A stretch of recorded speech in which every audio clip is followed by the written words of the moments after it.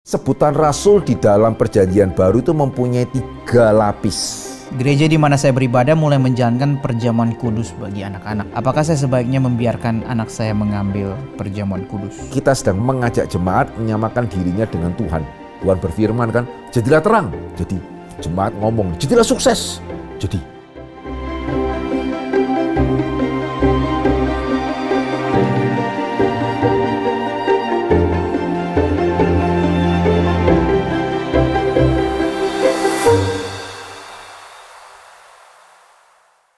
Selamat datang di Fokus Q&A, Fondasi Kekristenan untuk Semua. Program yang fasilitasi iman kita dalam mencari pengertian menuju orang Kristen yang dewasa. Saya Kia sebagai host dan di sini hadir Pendeta Dr. Hendry Ongkowijoyo, dosen perjanjian baru dari STT Reform Injil Internasional yang akan meresponi pertanyaan-pertanyaan kita. Ya Pak Hendry, kembali di studio akan menjawab pertanyaan-pertanyaan yang masuk. Yang pertama Pak, tentang surat Paulus di Roma 16 ayat 7, tentang Yunia. Ya, apakah dia juga seorang rasul? Bukankah itu bertentangan dengan surat-surat Paulus sendiri tentang posisi perempuan tidak boleh mengajar? ada baiknya kita lihat ya. Roma 16 ayat yang ke-7. Salam kepada Andronikus dan Yunias, saudara-saudaraku sebangsa yang pernah dipenjarakan bersama-sama dengan aku, yaitu orang-orang yang terpandang di antara para rasul dan yang telah menjadi Kristen sebelum aku. Kalau kita membaca di dalam terjemahan bahasa Indonesia ya, kita tidak terpikir bahwa Yunias ini merupakan nama seorang wanita. Ya memang ada perdebatan sih. Dari kata Yunaninya pun ya ada perdebatan apakah ini nama seorang pria atau nama seorang wanita. Ya tetapi ya hari ini mayoritas melihat Yunias ini adalah seorang wanita. Loh, berarti ada seorang wanita itu menjadi rasul, gitu ya. Bagaimana dengan ajaran Paulus yang melarang wanita untuk mengajar? Ada 2 hal saya rasa yang perlu kita sadari. Yang pertama, sebutan rasul di dalam perjanjian baru itu mempunyai 3 lapis, gitu ya. Jadi jangan dipikir setiap kali kata rasul itu keluar semua mempunyai arti yang sama. Ya, yang pertama adalah rasul dalam pengertian 12 rasul. Di dalam hal ini pun sebetulnya Paulus tidak masuk. Ya sehingga saya pernah mengatakan saya kurang setuju ya dengan penafsiran yang menyalah-nyalahkan Petrus. Ya karena kok memilih pengganti Yudas padahal Tuhan maunya itu Paulus lain. Ya syaratnya itu adalah yang mengikut Yesus mulai dari baptisan Yohanes sampai kenaikannya, which is Paulus tidak termasuk. Dan mereka berperan sebagai saksi mata, ini penting sekali. Ya jadi kenapa ya kalau ada kita percaya manusia terbang, kita sebut sebagai dongeng. Kita percaya manusia berjalan di atas air, gitu ya. Kita sebut itu iman, gitu ya. Karena ya siapa menjadi saksi mata manusia bisa terbang? Ya sementara ada 12 orang gitu ya yang menjadi saksi mata untuk semua yang Yesus lakukan ya sejak baptisan Yohanes sampai Yesus naik ke surga. Nah itu Paulus tidak bisa. Ya sehingga sangat tidak tepat kalau kita menyalah-nyalakan Petrus mendahului Tuhan. Dalam hal ini Petrus sangat mengerti gitu ya isi hati Tuhan. Nah, kemudian Paulus berarti bukan rasul tetapi golongan yang kedua. Paulus gitu ya, kemudian Yakobus saudara Tuhan Yesus, Yudas saudara Tuhan Yesus gitu ya. Itu adalah rasul-rasul kategori yang kedua, yaitu yang mereka yang pernah melihat Yesus menyatakan diri. Ya, tetapi sebetulnya tidak atau belum percaya Yesus ya di dalam hal saudara Yesus tidak percaya Yesus pada waktu Yesus itu melayani. Ya jadi mereka tetap rasul. Ya karena Yesus menyatakan diri kepada mereka setelah dia bangkit, cuman bukan rasul dalam pengertian pertama. Nah, ada pengertian ketiga karena kita perlu sadar ya kata rasul itu di dalam kata Yunaninya juga berarti utusan. Ya jadi untuk kategori ketiga ini seperti Timotius, ya seperti Titus, ya itu sebetulnya juga bisa disebut sebagai rasul, rasulnya Paulus. Nah cuman memang di dalam terjemahan LAI itu dibedakan, tetapi kata Yunaninya sama. Sehingga mungkin saya coba ajak kita ya lihat beberapa ayat yang memang kalau kita baca bahasa Indonesia ya, saudara tidak menemukan kata rasul, tetapi sebetulnya kata Yunaninya itu ya bisa dikatakan sama ya.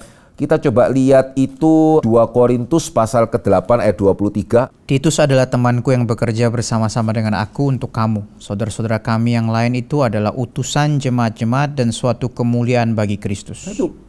Ya jemaat, nggak salah kalau LAI misalnya menerjemahkan mereka yang lain adalah rasul dari jemaat-jemaat yang lain. Itu terjemahan yang sepenuhnya benar loh. Gitu ya, karena katanya itu sama. Ya kata Yunaninya itu sama. Satu lagi ya, Filipi 2 ayat yang ke-25.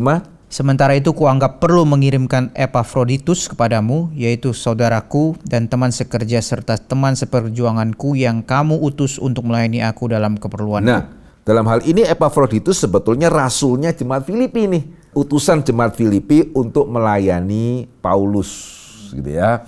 Ya, sehingga tidak harus berarti ya pada waktu di sini Paulus mengatakan mereka terpandang di antara para rasul, berarti menggolongkan Andronikus dan Yunias, which is mungkin suami istri ya, begitu ya. Tidak harus juga, Paulus tidak akan menggolongkan mereka itu di antara ke-12 rasul, tetapi juga tidak harus berarti Paulus menggolongkan mereka dengan dirinya atau dengan Yakobus atau dengan Yudas saudara Tuhan Yesus. Nah, ini yang pertama. Nah, yang kedua gitu ya, juga perlu disadari ya, ketika Paulus itu melarang wanita untuk berbicara, sebetulnya ya konteks yang paling langsungnya itu berkenaan dengan kekepalaan, bukan dengan mengajar itu sendiri. Karena Paulus tidak ada keberatan kok pada waktu Priscilla Aquila mengajar Apolos, gitu ya. Bukannya Priscilla tahu tempatmu ya, gitu ya. Tidak ya, gitu ya. Jadi ini lebih di dalam fungsi kekepalaan. Sehingga itu kenapa ya di dalam aplikasinya, at least di dalam gereja di mana kita melayani sekarang di GRI ya, kita memang gitu ya, kita memang tidak memendetakan hamba Tuhan yang perempuan, tetapi ya mereka mempunyai kesempatan mengajar sangat banyak di seminari. Bukannya tidak ada dosen-dosen itu yang bukannya dosen SCTRI semuanya pria, karena itu bukan aspek otoritas. Gembala itu aspek otoritas. Ya, demikian juga ya bahkan dalam hal ini kita mengharapkan pria lebih aktif ya dalam hal guru sekolah minggu misalnya. Justru dalam hal ini kita pingin mana nih prianya nih, kok banyak wanitanya gitu ya. Meskipun di GRI ya kita bersyukur ada guru-guru sekolah minggu pria, tapi ya kita menantikan lebih banyak lagi guru sekolah minggu pria. Jadi bukan berarti kemudian wanita sama sekali tidak boleh mengajar. Isu utamanya sebetulnya bukan pada mengajarnya itu ya, tetapi kepada aspek kekepalaan, kepada aspek otoritas. Ya, sehingga sebetulnya ya ketika sama seperti dalam perjanjian lama ya, dalam cerita itu Barak dan Deborah. Ya, ketika Deborah memimpin itu sebetulnya saat-saat yang kita harus evaluasi prianya di mana ini. Ya, karena kalau ada pria, ya seharusnya pada tempatnya pria yang memimpin, dan harap ini bisa dilihat secara dewasa ya, bukan kok enak pria, tidak. Ya, memimpin itu enak kalau yang nanggung orang lain kita cuma kasih perintah. Ya, tapi kalau memimpin dilihat secara benar begitu ya, maka mereka yang memimpin ya memang diberi lebih, tetapi juga sekaligus dituntut lebih. Ini bukan masalah pilih kasih atau pria diberi lebih dituntut sama dengan wanita, tidak ya. Barang siapa diberi lebih itu dituntut lebih, itu namanya pemimpin. Ya, sehingga meskipun Hawa yang makan buah itu pertama kali, kita tidak disebut menerima dosa Hawa, kita menerima dosa Adam. Dan yang Tuhan tanya itu Adam. Bukan Tuhan tanya kepada Hawa. Dengan kata lain, Adam yang harus memberikan pertanggungjawaban. Faktanya kan banyaklah gereja yang mentabiskan perempuan, gitu, dan mungkin juga yang prianya kurang atau tidak berminat, sudah terlanjur nih. Kalau sudah, kalau sudah sudah terlanjur ya. Ya, ini tergantung sih kesadaran masing-masing gereja ya. Oke lah, katakanlah sudah terlanjur. Kalau memang gereja yang bersangkutan menyadari itu salah, andai kata pun misalnya mereka tidak harus berarti membatalkan pemendetaan yang sudah dilakukan, tetapi kan at least mereka tidak lagi mengulangi misalnya. Ya, tapi ini yang lebih sering terjadi adalah karena ya ini mesti hati-hati juga ya, kita hidup di zaman emansipasi nih, gitu ya. Sehingga kenapa kok enggak boleh? Karena kan semuanya itu sama. Nah, saya harap kalau seperti itu ya bolehkah juga, sekali lagi tanpa bermaksud untuk menghakimi bagaimana, tetapi bagaimanapun kita melihat, betulkah itu tidak berdampak terhadap kemajuan gereja? Begitu ya, sekali lagi, untuk pria Tuhan kasih peran, sekaligus Tuhan kasih kapasitas, untuk wanita Tuhan kasih peran, sekaligus Tuhan kasih kapasitas. Apakah memang tidak ada perkecualian dalam dunia berdosa? Bisa ada perkecualian. Begitu ya, seperti Deborah misalnya. Tapi secara umum faktanya adalah presiden lebih banyak pria atau wanita. Ya, CEO dari perusahaan yang berhasil lebih banyak pria atau wanita. Nah, silakan juga boleh dipikirkan, sekali lagi diharap secara dewasa, bukan berarti kemudian wanita tidak mempunyai kelebihan yang pria tidak punya, itu iya.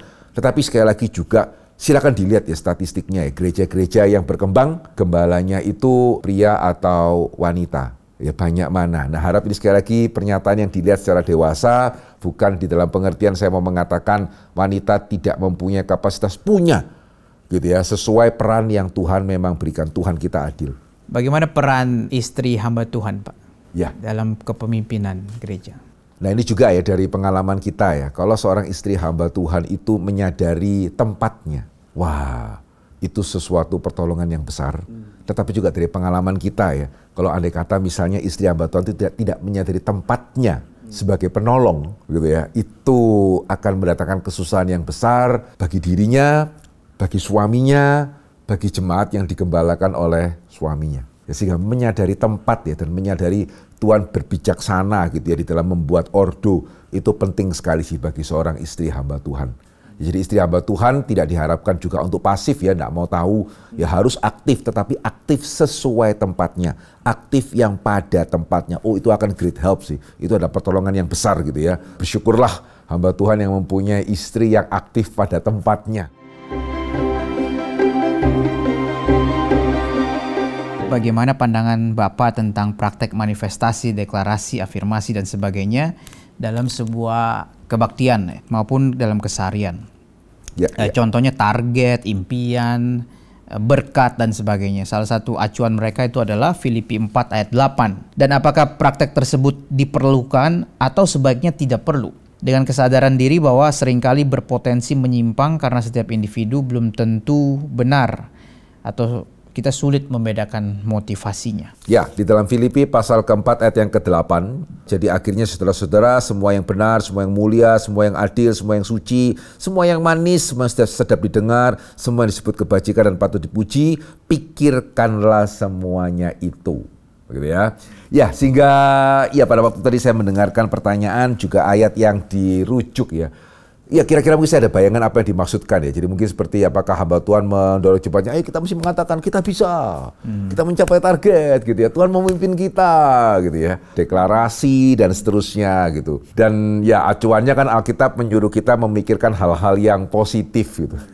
Ya ini sebetulnya satu praktek yang cukup lama ya. Kita semua pernah mendengar positive thinking gitu ya. Dan ternyata sampai sekarang itu sepertinya masih terjadi juga ya. Ya positive thinking itu mesti dilihat dari dua kacamata. Kekristenan memang mengajarkan positive thinking, tetapi juga New Age movement itu juga mengajarkan positive thinking. Dua-duanya itu mengajarkan hal yang sama dengan dua dasar yang berbeda. Perbedaannya apa? Yang pertama ya, Kristen ya kita mengajarkan positive thinking. Ya kita menantikan Yesus kembali ya untuk menegakkan keadilan. Ya kita percaya Tuhan memelihara kita. Tetapi sekali lagi dasarnya tadi Tuhan, gitu ya. Itu perbedaan penting.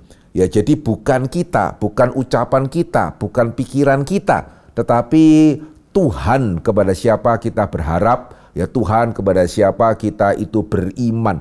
Sehingga kalau kita percaya kepada Tuhan, kita beriman kepada Tuhan, ya kita jelas tidak boleh naif, tetapi juga tidak boleh pesimis.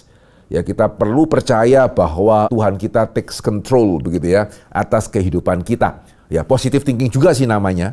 Ya, jadi kita juga nggak dipanggil negative thinking. Tetapi ya New Age ya movement gitu ya, itu juga mengajarkan positive thinking dengan dasar yang salah ini. Karena New Age itu secara keyakinan ya, mereka lebih kepada panteisme. Sehingga mereka percaya bahwa ya kita ini percikan Allah. Ya alam semesta ini sebetulnya ilahi. Ya, sehingga karena kita itu ilahi, apa yang saya katakan itu akan menjadi realita. Apa yang saya pikirkan itu akan menjadi realita. Sampai di sini itu bahaya loh. Ya, tanpa sadar ya, apalagi kalau kita di dalam gereja ya, berarti kita sedang menyamakan atau mengajak jemaat menyamakan dirinya dengan Tuhan. Tuhan berfirman kan, jadilah terang. Jadi jemaat ngomong, jadilah sukses. Jadi gitu ya, Tuhan sepertinya hanya mengikut kita. Gitu ya, hati-hati ini ajaran-ajaran seperti New Age. Karena ini ada satu cerita nih, pernah seorang New Age ditanya, kamu percaya Yesus sebagai Tuhan nggak? Kira-kira ya kalau orang New Age ditanya, jawabannya apa? Percaya. Beberapa temannya kemudian kaget kan. Yang mengatakan, kamu kok nggak konsisten sih? Kamu katanya New Age, ayo kamu ngaku, New Age apa Kristen? Ya kok percaya Yesus Tuhan? Dia mengatakan, justru karena kita New Age kan. Kan kita percaya semua Tuhan, masa Yesus tok yang bukan? Gitu ya. Jadi ya dia dengan sejujurnya percaya Yesus Tuhan, karena dia percaya semua Tuhan. Sementara kita percaya Yesus Tuhan satu-satunya. Begitu ya, Tuhan kita bukan Tuhan. Sehingga hati-hati sekali ya, khususnya kita hamba-hamba Tuhan. Ya, jangan sampai kita memakai Alkitab untuk kemudian justru diperalat mengajarkan apa yang New Age. Ya, jadi yang betul adalah ya kita berdoa, bukan deklarasi. Amin, amin, bisa. Ya berdoa. Datanglah di hadapan Tuhan, itu yang Tuhan minta.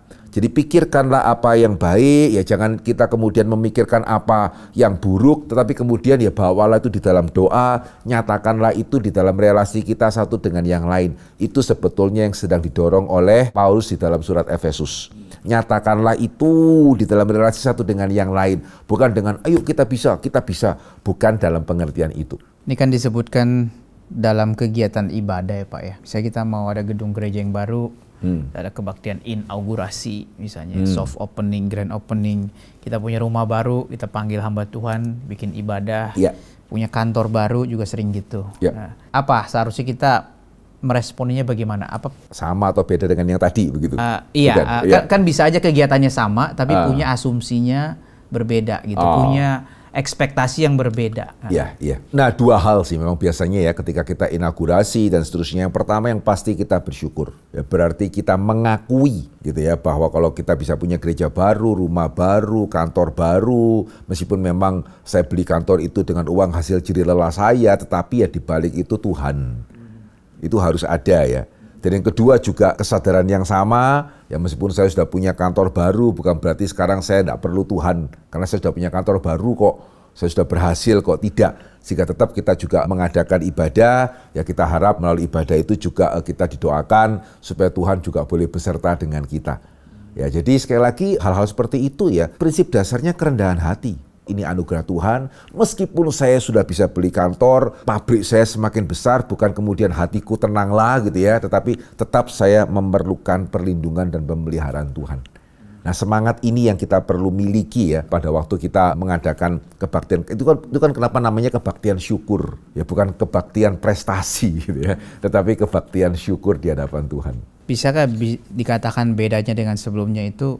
Sebelumnya itu yang Pak Henry jelaskan itu mereka berteriak, memberikan deklarasi itu kepada impersonal God yang manageable gitu. Tapi kalau atau lebih tepat seperti tadi ya, karena kalau New Age dasarnya panteisme, karena kami Tuhan. Bahkan tidak perlu perintah sampai siapa, ya kami Tuhan. Apa yang kami bicarakan itu terjadi.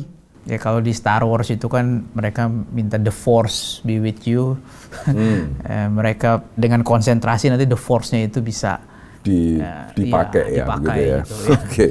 Oke. Saya kebetulan bukan fans beratnya Star Wars. Oke Pak. Nanti kita nonton Pak. Oke.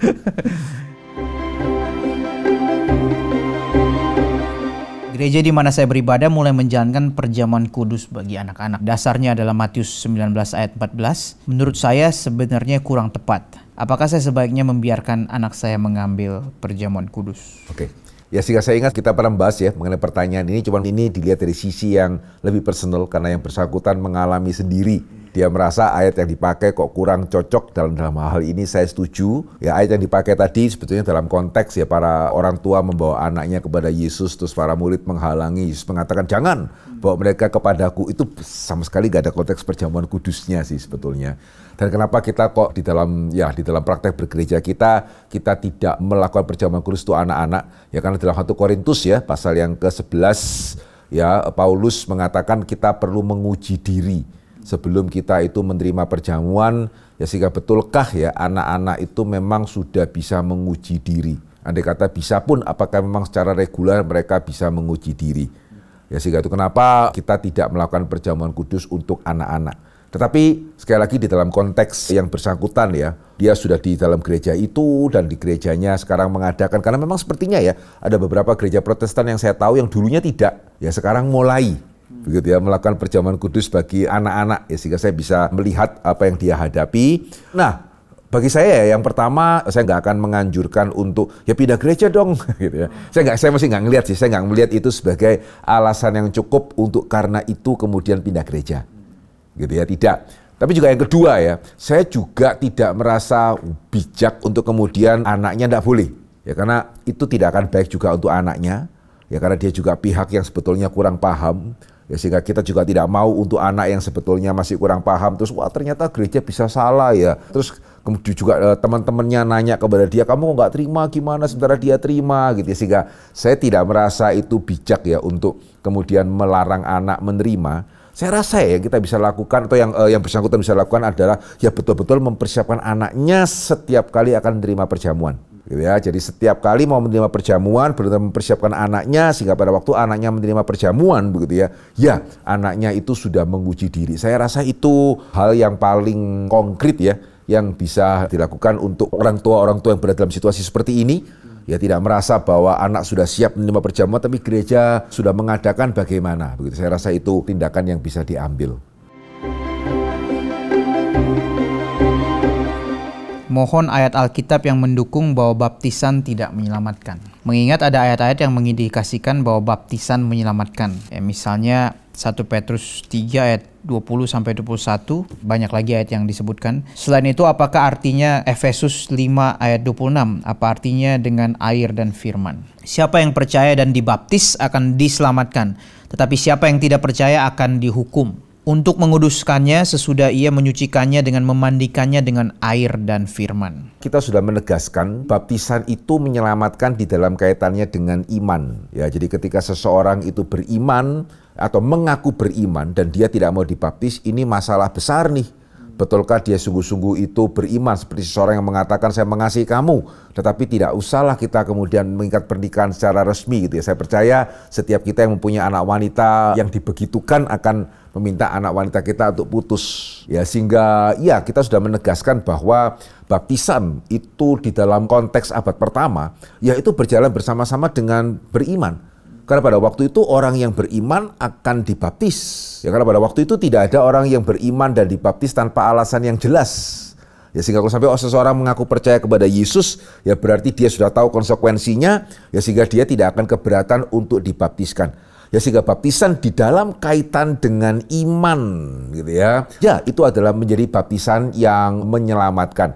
Tetapi apa artinya pada waktu kita mengatakan baptisan tidak menyelamatkan? Itu artinya adalah, dan saya sebetulnya agak heran ya, apakah memang ada yang tidak setuju ya dengan perampok di sebelah Tuhan Yesus itu bagaimana? Ya, kalau dikatakan itu exception, oke, exception kok bagaimana terus kemudian dengan misalnya yang di saat-saat akhir diinjili, kemudian menerima Yesus sebagai Tuhan dan Juru Selamat, besok akan dibaptis, malam ini berangkat. Ya, apakah kemudian yang mengatakan atau yang tidak setuju kalau dikatakan baptisan tidak menyelamatkan, apakah berarti kemudian untuk orang-orang seperti ini, ya berarti pengakuannya percuma? Sehingga menarik ya, Markus 16 tadi mengatakan barang siapa mengaku percaya dan dibaptis, ya itu diselamatkan. Tetapi tidak mengatakan barang siapa tidak mengaku percaya dan tidak dibaptis tidak diselamatkan loh. Betul ya? Itu beda sekali loh itu. Ya, beda sekali itu. Ya, sehingga izinkan saya bertanya kembali ya kepada saudara yang sepertinya kok Alkitab kan jelas mengatakan baptisan menyelamatkan. Ya, itu dalam kaitan dengan keyakinan. Ya, tapi apakah berarti kemudian saudara mau mengatakan untuk kasus-kasus seperti tadi, gitu ya, ada orang yang kemudian mau percaya tidak sempat dibaptis? Ya, karena bisa jadi kan gereja kan tidak membaptis setiap minggu ya. Ya, termasuk juga bahkan gereja Katolik setahu saya tidak setiap minggu membaptis ya, setiap minggu perjamuan, tidak setiap minggu membaptis. Kalau di tengah-tengah itu, di tengah-tengah proses katekisasi, ya anything can happen. Semua itu perkecualian. Gitu ya. Perkecualian kok banyak sekali. Bolehkah ini juga saudara tanggapin ya bagi saudara yang merasa bahwa tidak bisa. Kalau seseorang itu beriman tetapi nggak dibaptis, berarti nggak selamat. Apakah seperti itu yang saudara maksudkan gitu ya? Saya benar-benar ingin tahu penjelasannya apa kalau seperti itu. Nah, kalau tadi ditanya ya, apakah ada ayat yang mengatakan baptisan tidak menyelamatkan? Ya, kalau saudara cari ayat yang mengatakan baptisan tidak menyelamatkan di Perjanjian Baru, ya tidak ada. Ya, tetapi secara implikasi, kayak tadi misalnya, ya barang siapa mengaku dan dibaptis percaya, barang siapa tidak percaya, tidak selamat. Bukannya barang siapa tidak percaya dan tidak dibaptis, tidak selamat. Itu implikasi loh. Begitu ya. Dan ada satu ayat lagi kalau saya boleh ajak kita sama-sama melihat Roma pasal yang ke-10 ayat yang ke-8. Apakah katanya ini firman itu dekat kepadamu, yakni di dalam mulutmu dan di dalam hatimu, itulah firman iman yang kami beritakan. Sebab jika kamu mengaku dengan mulutmu bahwa Yesus adalah Tuhan dan percaya dalam hatimu bahwa Allah telah membangkitkan dia dari antara orang mati, maka kamu akan diselamatkan. Pertanyaan saya sederhana, apakah ayat ini berlaku untuk orang yang nggak sempat dibaptis atau tidak? Apakah ayat ini hanya berlaku bagi mereka yang sudah dibaptis? Ya, atau ayat ini ya berlaku jikalau engkau mengaku dengan mulutmu bahwa Yesus adalah Tuhan, percaya dalam hatimu Allah telah membangkitkan dia dari antara orang mati, kamu akan diselamatkan. Ya meskipun tadi, kalau engkau mengaku percaya tetapi tidak mau dibaptis, bukan berarti baptisan kemudian menggagalkan keselamatannya dia ya, tapi ya sebetulnya dia nggak sungguh-sungguh percaya, gitu ya. Dia tidak sungguh-sungguh percaya, tetapi kalau dia sungguh-sungguh percaya, tetapi karena faktor-faktor yang tadi saya katakan baptisannya masih Desember. Ya, sekarang bulan Oktober dia terlibat eksiden begitu ya, dan dia menghembuskan nafas terakhir, ya tidak ada masalah itu. Dan saya percaya yang mempertanyakan ini pun, saya kan bingung kalau mereka menjawab, ya tidak bisa Pak. Ya meskipun dia sudah mengaku percaya dan yakin, tapi kalau baptisannya Desember, dia September meninggal, ya enggak. Saya sangat tidak yakin saudara yang mempertanyakan ini akan berpendapat seperti itu loh. Ya sehingga ayat-ayat seperti ini mengindikasikan, meskipun sekali lagi saya setuju, jangan menganggap ringan baptisan. Bermasalah kalau ada orang mengaku percaya Yesus tetapi tidak mau dibaptis, tetapi ya tidak berarti orang tidak bisa sungguh-sungguh percaya, tidak bisa sungguh-sungguh mengaku tanpa atau sebelum mereka dibaptis. Dalam fokus Q&A episode 10, bayi jika tidak dibaptis ya itu hanya penyerahan anak. Jika terjadi sesuatu pada anak kita sebelum menyatakan iman, keselamatannya tidak jelas. Dikatakan seperti itu. Jadi kalau sudah baptis bayi ya, sudah anak Tuhan ya, walaupun belum bisa mengaku percaya, saat terjadi sesuatu sebelum bisa menyatakan iman, mereka selamat. Artinya baptisan bayi itu menyelamatkan. Terima kasih untuk boleh bertanya ya. Sebagai klarifikasi tidak demikian sih. Begitu ya. Jadi yang saya mau mengatakan pada waktu itu adalah, ya jikalau kita menyerahkan anak, berarti kan dengan kata lain kita belum yakin dia anak Tuhan kan. Betul, kitanya ini. Ya kita tidak berbicara mengenai realita bayi anak orang percaya. Tetapi jikalau kita adalah anak Tuhan, kita punya anak, ya kita tidak mau anak kita dibaptis, kita menyerahkan anak kita. Berarti ini anaknya siapa? Ya, dan sejauh mana kita tahu bahwa Tuhan sudah menerima dia atau menerima penyerahan kita. Ya kalau dikatakan ya kita taunya nanti pada waktu dia itu mengaku. Ya pada waktu itulah dia seharusnya dibaptis ketika dia sudah mengaku. Oke. Kemudian ketika sesuatu terjadi pada anak itu, ya bahkan kemudian sampai dia meninggal katakanlah, berarti anak itu sekarang gimana? Ya kalau dia sudah remaja, berarti sudah tahu dosa dong. Ya, dan dia meninggal. Ya sebelum dia itu dibaptis dewasa, anak ini selamat atau tidak? Bagi kita hari ini ya, kalau ditanya kepada saya, ya anak ini sebetulnya selamat. Dan menariknya ya, anak ya orang tua yang menyerahkan anak, karena belum jangan mendahului Tuhan toh, ini belum tentu anak Tuhan kok kita baptis. Menariknya ya, mereka juga mempunyai keyakinan kalau itu terjadi kepada remaja, anak remaja mereka juga ada keyakinan selamat loh itu. Misalnya yang meninggal remaja ya, mau kebaktian itu yang mengadakan gereja yang membaptis atau yang menyerahkan anak kan sama-sama kebaktian penghiburan. Betul ya? Ya sehingga yang saya pertanyakan adalah, berarti yang konsisten itu siapa? Ya sehingga pada waktu kita membaptiskan anak, bukan karena setelah kita baptis anak itu selamat, tetapi karena memang dia sudah anak Tuhan. Itu kenapa kita membaptis mereka, sehingga andai kata pun terjadi sesuatu yang fatal kepada mereka, sebelum mereka mengaku iman pada waktu mereka disidi, kita yakin mereka selamat karena kita memang yakin mereka anak Tuhan. Ya jadi bukan baptisan menyelamatkan atau kalau penyerahan gak diselamatkan, tidak loh. Saya sangat percaya anak orang percaya, mau orang tuanya membaptis, mau orang tuanya menyerahkan anak, dua-dua itu anak Tuhan. Kalau sampai terjadi sesuatu pada mereka sebelum mereka menyatakan iman, mereka di dalam Tuhan. Pertanyaannya adalah, loh kok bisa yang menyerahkan anak juga mempunyai keyakinan yang sama dengan keyakinan kita. Lebih ke sana ya. Jadi bukan baptisan anak menyelamatkan, kita membaptis anak karena kita yakin mereka sudah adalah anak Tuhan yang berada di dalam Kristus. Karena covenant ya Pak, orang tua. Perjanji itu kan Alkitab ya.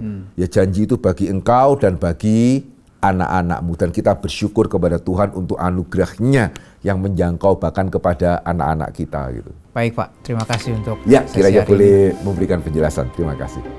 Kita bersyukur pertanyaan-pertanyaan sudah boleh dijawab, tapi kalau saudara masih mempunyai pertanyaan yang lain, silakan mengirimkan pertanyaan Anda melalui WhatsApp atau komen di YouTube. Link kelas fokus episode 1-22 yang membahas dari penciptaan sampai eskatologi bisa didapatkan di dalam kolom deskripsi. Jika saudara mendapat berkat dari program ini, silakan men-share kepada yang lain. Mari kita bersama bertumbuh menjadi orang Kristen yang dewasa. Tuhan memberkati.